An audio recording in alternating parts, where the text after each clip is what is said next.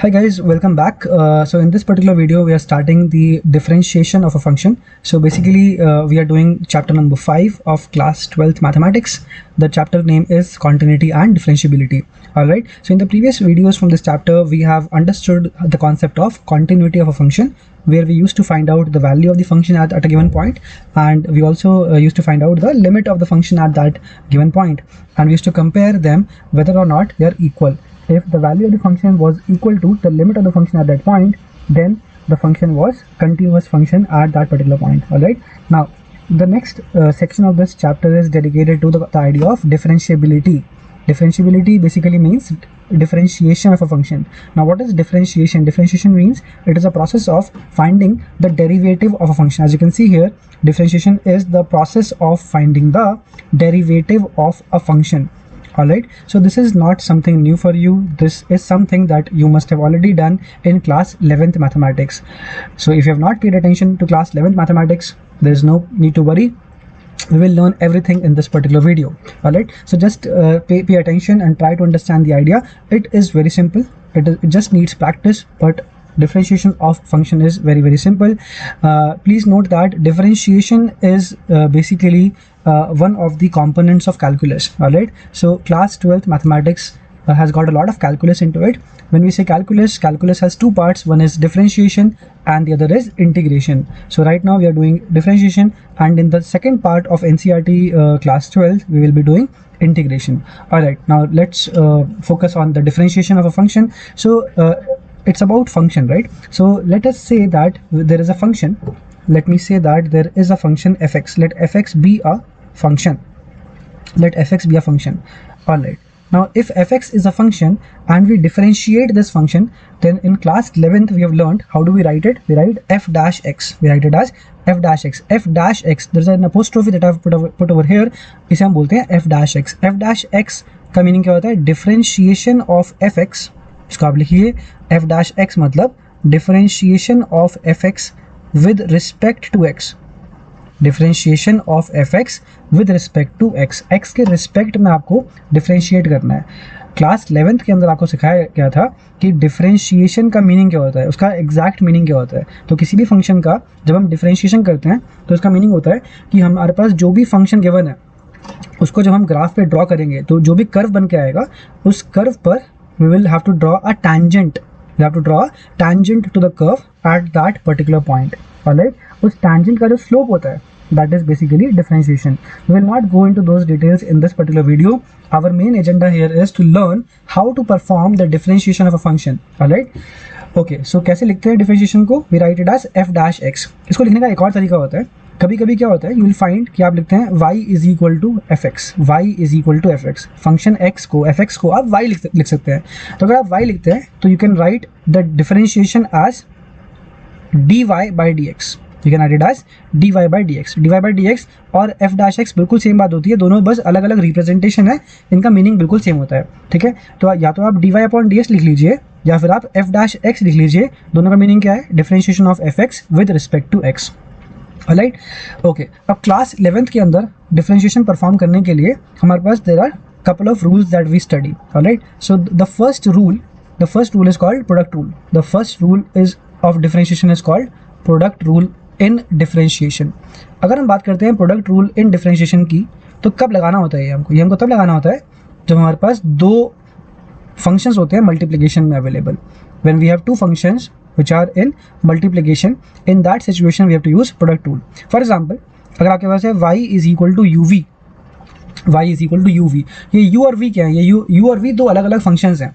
सो u हमारा पहला function है, v हमारा दूसरा फंक्शन है, और हमें क्या निकालना है? हमें निकालना है differentiation of y with respect to x. ठीक है, तो आप लिख लीजिए कि dy अपॉन dx जो आएगा उसमें क्या करना होता है? प्रोडक्ट रूल ये बोलता है कि पहले फंक्शन को होल्ड कर लो, दूसरे फंक्शन को डिफरेंशिएट कर दो, प्लस दूसरे फंक्शन को होल्ड कर लो, पहले फंक्शन को डिफरेंशिएट कर दो.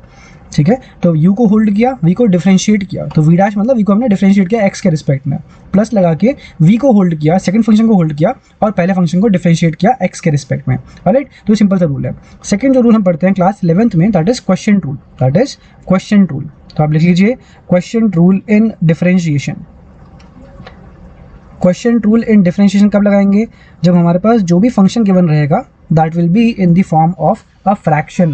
जैसे कि अगर आपको गिवन है y is equal to U upon V, y is equal to U upon V given है आपको, तो आपको क्या निकालना है, आपको निकालना तो एक ही चीज़ है चैप्टर के अंदर, डिफरेंशिएशन के अंदर आपको बार बार एक ही चीज़ निकालनी है। क्या निकालना है, आपको निकालना है D Y upon D X, जिसको हम एफ डैश एक्स भी बोलते हैं। हर एक क्वेश्चन में आपको क्या निकालना है, D Y upon D X निकालना है, जिसको हम एफ डैश एक्स भी लिखते हैं। ऑलराइट, तो यू अपॉन वी का क्या होगा, आई एम अज्यूमिंग कि आपको ये आता होगा, आना चाहिए आपको, अदरवाइज आपने क्लास 11th में डेरिवेटिव्स नहीं पढ़ा, ठीक है। बट अगर नहीं आता है तो ध्यान दीजिए इस पर, क्योंकि ये क्लास 12th के बच्चों को आना ही चाहिए। मैथमेटिक्स जिनके पास है उनको ये आना ही चाहिए, because this will be used in your differentiation chapter as well as in your integration chapter. Alright, तो यहाँ पर बेसिकली क्या होता है, आंसर आएगा, नीचे आएगा वी स्क्वायर और न्यूमरेटर में आएगा v u dash minus u v dash. क्या आएगा, v u dash minus u v dash. Denominator as it is, देखिए यहाँ पे ध्यान से, यहाँ पे देखिए ध्यान से, ये क्या आ गया, ये आ गया v u dash. V u dash को आप ऐसे ध्यान रख सकते हैं कि डिनोमिनेटर एज इट इज और फिर न्यूमरेटर का differentiation minus numerator as it is and denominator का डिफरेंशिएशन। तो क्योंकि यहाँ पर एक माइनस साइन है, तो ये जो पैटर्न है ना, ये pattern is very important to learn. देखिए यहाँ पर तो प्लस साइन था, तो आप यहाँ पे u और v डैश में पहले आपने u को होल्ड किया, v को डिफरेंशिएट किया, उसके बाद आपने v को होल्ड किया, u को डिफरेंशिएट किया, तो ऑर्डर मैटर नहीं करता, क्योंकि यहाँ पे प्लस साइन है। तो क्योंकि यहाँ पर माइनस साइन है, तो यहाँ पर जो ऑर्डर है वो काफ़ी इंपॉर्टेंट हो जाता है। तो आपने आपको क्या ध्यान रखना है कि जब भी आप लगाएंगे क्वेश्चन टूल, तो जो नीचे वाला जो डिनोमिनेटर में था वो एज इट इज़ लिखेंगे यहाँ पर, और न्यूमरेटर को डिफरेंशिएट करेंगे पहले। वो करने के बाद माइनस लगाएंगे, फिर न्यूमरेटर को एज इट इज लिखेंगे और डिनोमिनेटर को डिफरेंशिएट कर देंगे। ऑलराइट, ये सब चीज़ें आपको जो है एप्लीकेशन से आएंगी। तो हम देखते हैं कुछ क्वेश्चंस, तो आपको समझ में आ जाएगा। तो हमने कौन कौन से रूल्स डिस्कस किए यहाँ पे डिफरेंशिएशन के, पहला है बॉर्डर टूल, दूसरा है क्वेश्चन टूल। ऑलराइट, ठीक है।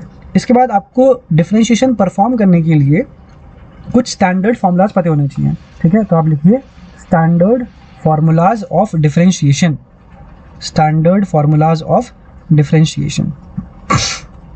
कौन कौन से फॉर्मूले हमको पता होने चाहिए डिफरेंशिएशन के लिए। तो जो पहला फॉर्मूला है जो सबको पता होना ही चाहिए, दैट इज नंबर 1 लिखिए, y is equal to x raise to the power n। y is equal to x raise to the power n, ये फंक्शन के बना है हमको, दिस इज द फंक्शन। अभी हमने डिफरेंशिएशन किया नहीं है इसका, हमको क्या निकालना है इस चैप्टर में बार बार, हमें निकालना है D Y upon D x. Alright, तो इसका जो d Y upon D x आता है सॉल्व करने पर, this is a standard formula that we must remember. इसमें क्या होता है, ये जो पावर है ना n, ये आगे आ जाता है, तो n यहाँ पे आ जाएगा, और ये जो x है इसकी पावर हो जाएगी n-1। ये जो पावर थी ये आगे आ गई, उधर के नीचे आ गई, और पावर क्या हो गई, x की पावर हो गई x की n-1। जैसे कि अगर पावर मान लेते हैं 3 थी, तो 3 आगे आ जाएगा और x की पावर हो जाएगी 2। साइड में लिख लीजिए एग्जाम्पल के लिए, अगर y दे रखा है हमको x की पावर 3, और मांगा क्या है, मांगा तो एक ही चीज़ है, D Y upon D x ही मांगना है बार बार इसके अंदर, तो ये 3 आगे आ जाएगा, 3 यहाँ पे आ जाएगा, और x की पावर क्या हो जाएगी 3 - 1 विच इज़ 2। ठीक है, जो भी पावर होती है फंक्शन की, वो फंक्शन की पावर आगे आ जाती है, and power goes down by 1, the power goes down by 1। ठीक है, एक और एग्जांपल मैं दे देता हूँ यहाँ पर, मान लीजिए लिखा हुआ है y is equal to x की power -7, y is equal to x की power x to the power -7। क्या निकालना है आपको, निकालनी एक ही चीज़ है बार बार, d Y upon D x. ये -7 आगे आ जाएगा, एंड x की पावर कितनी हो जाएगी, the power goes down by 1, तो -7 - 1 विच इज -8। ठीक है, इसको आप लिख सकते हो, देखो नेगेटिव पावर को अगर आप नीचे ले जाओगे तो बन जाएगा पॉजिटिव, तो हो जाएगा -7 upon x to the power 8। ठीक है, तो ये बेसिक एग्जांपल्स है इस वाले फार्मूले के, जो हमारे पास स्टैंडर्ड फार्मूला है। ऑलराइट, इसके बाद let us look at one more formula जो कि ट्रिग्नोमेट्री वाले कॉन्सेप्ट पे बेस्ड है। अगर y है sin x, हमारे पास फंक्शन है sin x, ट्रिग्नोमेट्री भरी पड़ी है डिफरेंशिएशन के अंदर, इंटीग्रेशन के अंदर, तो ट्रिग्नोमेट्री से आप दूर नहीं भाग सकते, ट्रिग्नोमेट्री को आपको से फ्रेंडशिप करनी पड़ेगी। ऑलराइट, तो y है sin x, हमें क्या चाहिए, हमें तो d Y upon D x ही चाहिए बार बार। साइन x का होता है cos x, साइन x का डिफरेंशिएशन होता है cos x। ऑलराइट, तो ये दो फॉर्मूले हो गए। इसके बाद लिखिए तीसरा फॉर्मूला, थर्ड फॉर्मूला है, अगर y है cos x, cos x का होता है minus sine x, cos x का डिफरेंशिएशन कितना होता है, माइनस साइन x होता है। ठीक है, तो कितने फॉर्मूले हो गए हमारे पास 3 फॉर्मूले हो गए। पहला था x की पावर n का डिफरेंशिएशन होता है n x की पावर n-1, साइन x का डिफरेंशिएशन होता है cos x, and cos x का डिफरेंशिएशन होता है माइनस साइन x। ठीक है, इसके बाद आप लिखिए नंबर 4, नंबर 4 पे आप लिखिए y is equal to tan x, y is equal to tan x। tan x का क्या निकालना है हमको चाहिए डिफरेंशिएशन, तो tan x का डिफरेंशिएशन होता है D Y upon D x होता है इसका sec स्क्वायर x, कितना होता है सेक स्क्वायर एक्स होता है। ये फॉर्मूले आपको अच्छे से पक्के से याद होने चाहिए, तभी आप इस चैप्टर के क्वेश्चंस को सॉल्व कर पाएंगे, अदरवाइज आप सॉल्व नहीं कर पाएंगे। ठीक है, तो before moving forward to solving any questions, please make sure that you have learned all these formulas very very thoroughly.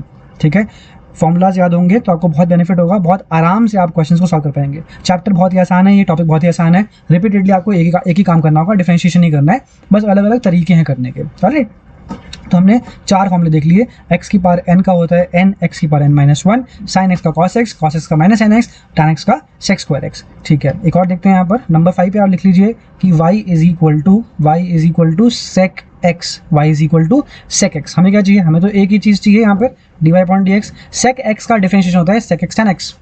sec x का क्या होता है, sec x tan x होता है। इसके बाद लिखिए नंबर 6 पे y इज इक्वल टू देखिए यहाँ पर cot x, y is equal to cot x। cot x का डिफरेंशिएशन होता है minus cos x square x। cot x का डिफरेंशिएशन होता है minus cos x square x।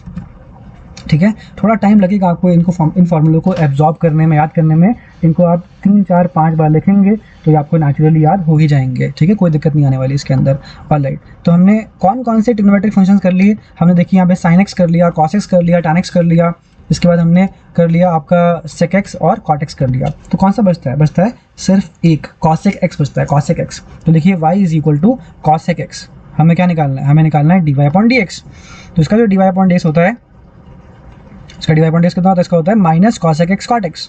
cosec x का डिफरेंशिएशन क्या होता है, minus cosec x cot x। Alright, तो इस तरीके से हमने 7 लिख लिए standard formulas of differentiation of function. हमने 7 अलग अलग फंक्शंस के डिफरेंशिएशन के जो आंसर आते हैं, ये स्टैंडर्ड रिजल्ट हैं जो कि आपको याद होने चाहिए। ऑलराइट, ठीक है, ये हो गया। इसके बाद एक और लिख लेते हैं, नंबर 8 पे आप लिखिए, अगर y इज इक्वल टू दे रखा है e to the power x, exponential function वाला e है ये, y is equal to e to the power x। e to the power x की ब्यूटी ये है कि इसका डिफरेंशिएशन e की पावर x ही होता है। There is no change at all, it is impervious, इसको कोई छेड़ नहीं पाता। ठीक है, नोबडी कैन टच इट। तो e की पावर x का डिफरेंशिएशन e की पावर x ही होता है। ऑलराइट, इसके बाद आप लिखिए नंबर 9 पे, y is equal to log x, y is equal to log x। Log पढ़ा होगा आपने, लोगारिथम। ठीक है, तो log x होता है हमारा कैलकुलेशंस की सिंप्लीफिकेशन के लिए। log x का डिफरेंशिएशन क्या आप जानते हैं? अगर आप जानते हैं तो बहुत अच्छी बात है, अगर आप नहीं जानते हैं तो आपको याद करने की अपॉर्चुनिटी आ गई है। log x का डिफरेंशिएशन होता है 1/x।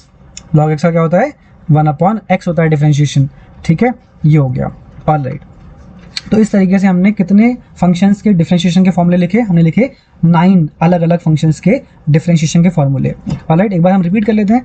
x की पावर n का क्या होता है, n x की पावर n-1, sin x का cos x का minus sin x, tan x का sec square x, sec x का sec x tan x, cot x का minus cos x square x, cosec x का minus cosec x cot x, e की power x हमारा favourite है, उसमें कोई change नहीं आता, e की power x, and log x का 1/x। Alright, now let me give you a small question.